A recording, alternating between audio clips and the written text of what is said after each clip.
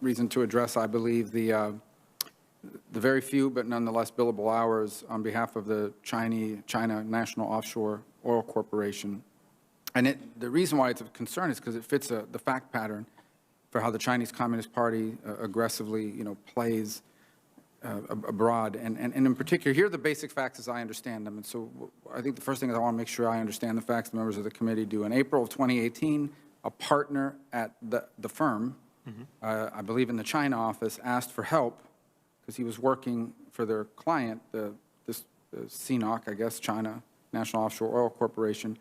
And it was related to a March 2018 release by the U.S. Trade Representative of the findings of the investigation into China's acts, policies, practices related to technology transfer. The report included the government's evidence for how the Chinese government provided competitive intelligence through cyber intrusions to Chinese state-owned enterprises in furtherance of its Made in China 2025 goals and as part of its military-civil fusion. And the report explicitly stated that in 2012, this company twice requested and received intelligence from Chinese intelligence services that helped them in negotiations with 5 U.S. companies. In fact, the report specifically found that these examples illustrate how China uses the intelligence resources at its disposal to further the commercial interests of Chinese state-owned enterprises to the detriment of their foreign partners and competitors. So the key, the core nugget in the report is there is no distinction really between a Chinese company and the government. The government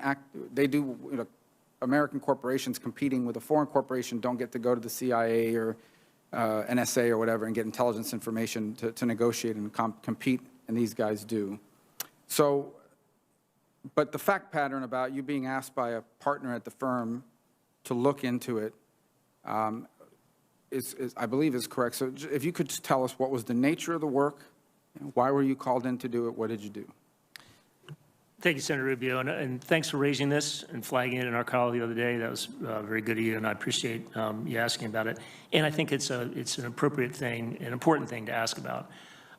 Just in terms of the facts, I think you have the facts largely right. It was actually a partner here in the States who does trade stuff. So that partner was looking to see what trade sanctions kind of consequences there could be because of these allegations. And he thought, to be complete, he wanted to find out if there were any criminal exposure. So he asked me to have an associate write a memo that just said, these are the criminal laws that could be implicated. That associate did that. I passed the memo back, and as you said, it was 2.8 hours of work. It was, I had no contact with a client, did no advocacy, talked to nobody, didn't call anybody in the government. It was literally sort of like almost a law school exercise by the associate. But it was on behalf of the Chinese oil company. And look, you raise, I think, very legitimate concerns about, and not just here, but you're a leader in this area, and I know that you and Senator Warner have done a roadshow with members of academia and industry to raise the alarm about what China's doing. And I agree with you in the need to do that and the fact that that's happening. We're seeing now an assault sort of across the board in every space, political, economic, military, by China to try to become dominant over the United States and change the world order. So I agree with that. And in fact, I think I mentioned this the other day, harking back to my time in the National Security Division at DOJ, 2006 to 2008, that's when there was just a dawning realization that in terms of technology theft, that the Chinese were rapacious.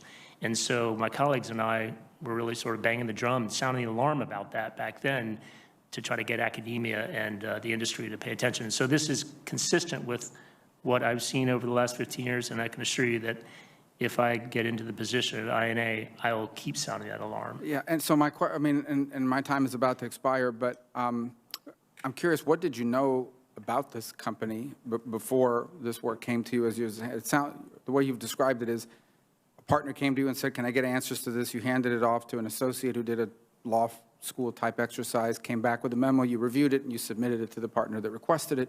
But what did you know about this company at the time? And I'm just curious, obviously, did it make you sort of queasy in any way or concerned that the firm was advocating or trying to help a company that undertakes these sort of actions that implicate national security concerns? Well, a couple things. I think when I thought about it, I thought that he was looking at a range of sanctions, didn't have the expertise to look at white collar. I was just the one through whom the assignment would go to somebody in the white collar space to look at that and say, these are the possible, possible laws that could be implicated. Just to clear one thing, you said advocate. I don't think there was any advocating that went on. This was a sort of an explanatory exercise. And I honestly didn't think about it probably as much as I should have. To be clear, I meant the firm. The firm represented or was an advocate on behalf of this entity, not necessarily you directly or even the associate. I believe they were doing trade work with them, but I honestly don't know for sure. But to answer your question, I should have thought more about it than I did that day. Senator Wyden. Thank you, Mr. Chairman. And Mr. Chairman, first, let me express my thanks to you for your responsiveness to my concerns about what's happened in Portland. And to Mr. Weinstein, I appreciated visiting with you. And as you know, I believe in making sure witnesses know what we're going to talk about. And so you're aware of I appreciate that very much. When the Trump administration sent Department of Homeland Security troops into my hometown in the summer of 2020, the department's Office of Intelligence and Analysis was there too. According to a report by the department's Office of General Counsel, the Intelligence Office sent untrained, inexperienced personnel to Portland without a plan or clear management. So I spent months battling to get the General Counsel's report released to the public so that Oregonians would know about the abuses that took place. The report was finally released last October, but because of redactions, I am still pushing to get the full picture out for Oregonians. One issue in particular I have focused on is the General Counsel's finding that dossiers were developed on people, presumably including my constituents, who apparently were no threat to Homeland Security. According to the report, some junior personnel were so upset about this, they refused to even work on them. So that's why Oregonians want to know what went into these dossiers that were distributed around the Department of Homeland Security. But so far, that information is just being withheld. So, do you believe the Department of Homeland Security intelligence personnel ought to be collecting and distributing dossiers on Americans? Thank you again for the meeting the other day, and thank you for your practice of giving a heads up for all the questions that you're going to ask a nominee like myself. I was troubled by what I read in that report and the part that's been made public. I've been heartened to hear about a number of the changes that have been put in place to address some of the lack of training, lack of guidance, and as you pointed out, lack of ability on the part of some who were concerned about what was going on, but who felt that they couldn't raise the alarm.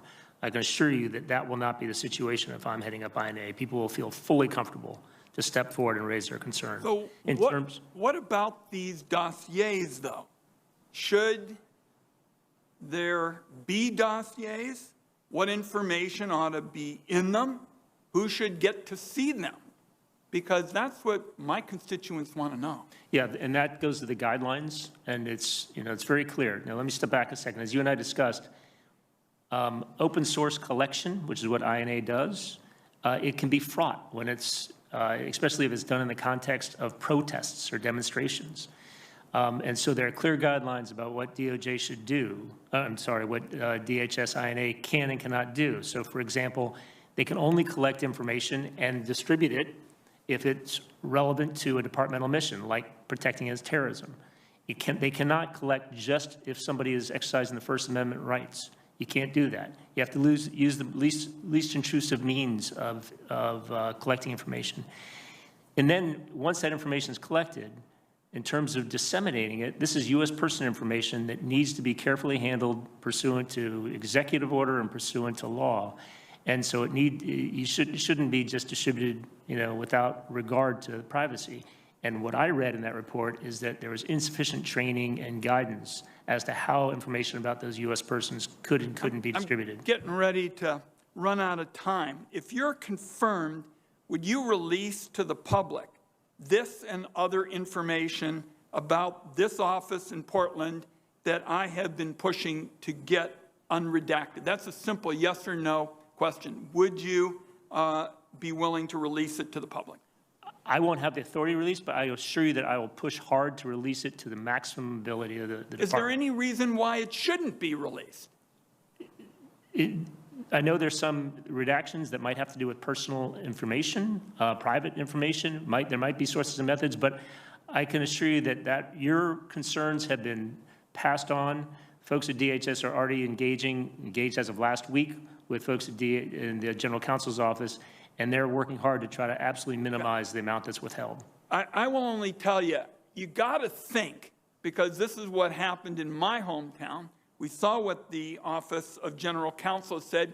You got to think it's going on elsewhere. And I will tell you, there's a pretty ominous history in this committee, as Chairman Warner knows, about the use of dossiers. So I'm going to get to the bottom of it. We'll continue to work with you between now and the time this committee votes on your nomination. I'll have additional questions, and I hope we can have a second round as well, Mr. Chairman. Thank you. Thank you. Appreciate it, sir. And let me just